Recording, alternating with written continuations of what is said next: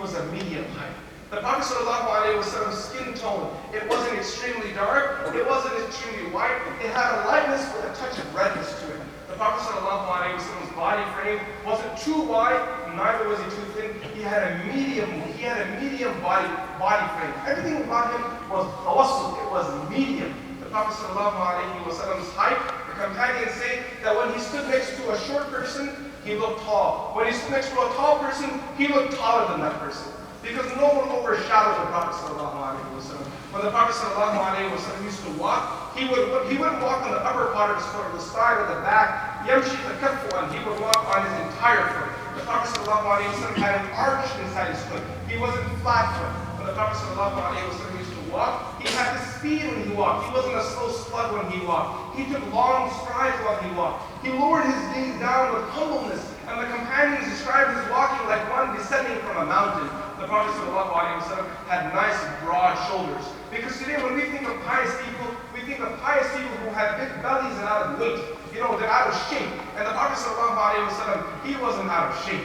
The Prophet ﷺ wasn't a weak man. He had broad shoulders, which was a sign of being manly. Between the shoulders of the Prophet ﷺ was what we call khatam al-nubuwah, the seal of prophethood. And this was a skin that protruded out of his back and had strands of hair on it. The Prophet ﷺ had light strands of hair on his upper chest and on his shoulder blades. Between his chest he had a line of hair that went and ended at his belly button, right on his navel. The Prophet ﷺ, salah as-sadri wal-batn, his chest and his stomach were in line.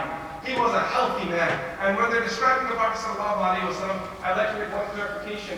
We're not describing the Prophet ﷺ the night before he was married when he was 25 years old. We're describing him when he's over 53 years old. Had anyone described the Prophet ﷺ when he was 25, that would be another game altogether. That beauty would be something completely different. Here we're talking about an old Muhammad ﷺ. Anas bin Malik, when he described the Prophet ﷺ, by that point the Prophet ﷺ was already 60 years old, according to his narration. And Imam Bukhari holds the opinion that the Prophet ﷺ participated in 27 battles. So he wasn't like he was sitting in the spa all day and just kicking it back and enjoying himself. The Prophet ﷺ was using his body. He participated in 27 battles. But yet at the same time, Allah Azza wa Jalla preserved his beauty, for his beauty was light from Allah. It was a gift from Allah subhanahu wa ta'ala. The Prophet ﷺ's hands were meaty, they were strong, he had a very firm grip. The companions, when they described the head of the Prophet ﷺ, they say it was oval shaped. It wasn't extremely long, neither was it extremely round. It was just the perfect shape. The Prophet ﷺ had a wide forehead, which was a sign of being intellectual. His eyebrows were the shape of a bow. You know how you have a bow and arrow? They were the shape of a bow. They did not join in the middle. The hair of the eyebrows were extremely dark and dense. The eyelashes of the Prophet ﷺ were dark hair that were long in length. The eyes of the Prophet ﷺ, the white part was extremely white, and the darkness in the middle was extremely dark. And this beautiful contrast of his eyebrows and eyelashes, the white and the darkness all put together, the companions say that when you look into the eyes of the Prophet ﷺ, you would be lost in the eyes of the Prophet ﷺ. You would be lost in his beauty. You would forget about your grievances. You would forget about your pain. During the battle of Uhud, the companions see the enemies are firing arrows at the Prophet ﷺ. He puts his body between the enemy and the Prophet ﷺ. The Prophet ﷺ says, what are you doing here? You should move to the side. You're going to get hit by an arrow. He said, O Messenger of Allah, that's why I'm standing here, to make sure no arrow hits your body unless it hits mine first. And he's facing the Prophet ﷺ. After the battle is over, they pull out more than 40 arrows from his back, and each arrow was like a bullet. 40 arrows they pulled out of his back, and he lived. And they asked him, how did you make it through all the pain? A person will die, forget about the bleeding, just through the pain. He said, I felt no pain when my eyes left the eyes of Muhammad sallallahu alaihi wasallam.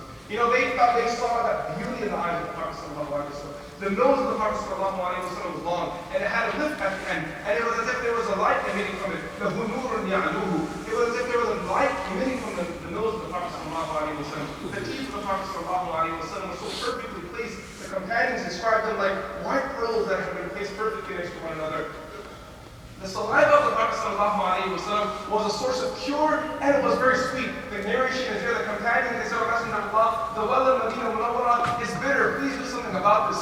The Prophet ﷺ took his saliva. He put it inside, the water became sweet. The hadith is in Bukhari. Ali radiallahu anhu comes to the Prophet ﷺ on the morning of the battle of Khaybar, and he says, O Messenger of Allah, I have a pain in my eye. The Prophet ﷺ says, bring your eye here. He takes the saliva, applies it to an eye. This is what you call laser eye surgery, by the way. This is what you call the real laser surgery. Not some, some bootleg surgery where a few years later your eye's hurting again. Ali radiallahu anhu said, he applied the saliva to my eye. That eye never hurt again. That one used to hurt every now and then. But this eye, he only went out the window. And then Abu Bakr Siddiq radiallahu anhu, famous narration during the migration. Right? And the companions say he never had a bad odor ever to leave from his mouth. He always had a nice, beautiful, sweet, pleasant fragrance that came out of his mouth. The Prophet ﷺ, when he used to smile, the Sahaba say everyone used to smile. There was just this innocence and beauty in his smile that everyone's heart began to feel happy and joyful when they saw the Prophet ﷺ was happy. And they say when the Prophet ﷺ would stop smiling, when he would cease smiling, everyone in Medina would become gloomy and dark. And there are narrations regarding this. We're short on time, so I can't never all the time to you in this regard. The companions say the beard of the Prophet ﷺ was large, and it covered the upper part of the chest of the Prophet ﷺ. His hair either came to his earlobe, which we call Jummah, or sometimes it fell a little underneath his earlobe, what we call the limma, and sometimes it landed on his shoulders, which we call the wafra. However, the Prophet ﷺ's hair never went beneath his shoulders. Between his beard and his head hair, he had no more than 17 to 18 white strands of hair, which leads us to another discussion of what was the diet of the Prophet ﷺ that kept him so healthy at such an old age. The Prophet ﷺ was a very beautiful person, not only outwardly, but inwardly. And we as Muslims should take pride in loving the Prophet ﷺ. We should take pride in knowing about the Prophet ﷺ. We should take pride in following the sunnah of the Prophet ﷺ. For those who came before or felt shameful when they left him, and it seems as if the nation today feels shameful when we go to him. May Allah subhanahu wa ta'ala protect us from the situation of ours. May Allah subhanahu wa ta'ala allow us all to improve on ourselves and better our society, better our community, and take pride in gathering together to ultimately please Allah subhanahu wa ta'ala. Subhanahu wa ta'ala, subhanahu wa ta'ala, subhanahu wa ta'ala.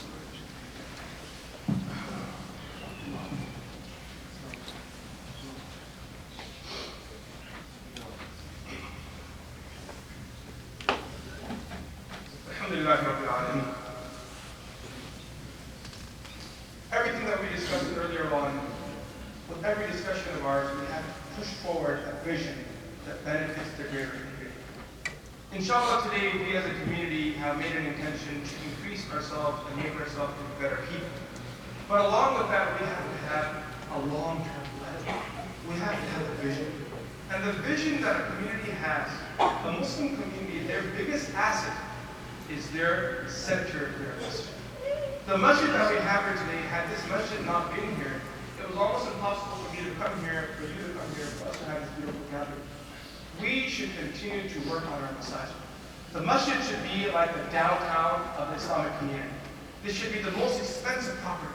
This should be the most loved property. Every person in the society, in this community, should want to live close to the masjid, should wish to want to flock towards the masjid. And this is the function of the masjid. That's why the Prophet ﷺ said that 7 people will be given a shade, and it is the shade of the throne of Allah on the day of judgment. And one of those people, رَجُلٌ قَلْبُهُ مُعَلَّقٌ بِالْمَسَاجِدِ, the one whose heart is attached to the masjid. And for this very same reason, as we all know, that this weekend there is a very big event that Epic Masjid is holding an event tomorrow night, trying to raise some funds for the expansion of this masjid. For that very same reason, I've also been invited, inshallah, and I hope to be there tomorrow night to help in this cause, and it's very good intention of ours. I encourage everyone to try to make it tomorrow night, inshallah, and attend the gathering. And if you can, for whatever reason, at least in your silence, in your secrecy, continue to support the masjid in this project. Allah Azza wa Jalla will increase you all. قال الله تعالى في القرآن المجيد بعد أعوذ بالله من الشيطان الرجيم بسم الله الرحمن الرحيم يا أيها الناس اتقوا ربكم الذي خلقكم من نفس واحدة وخلق منها زوجها وبث منهما رجالا كثيرا ونساء واتقوا الله الذي تساءلون به والأرحام إن الله كان عليكم رقيبا أما بعد يا أيها الناس وحدوا الله فإن التوحيد رأس الطاعات واتقوا الله فإن التقوى ملاك الحسنات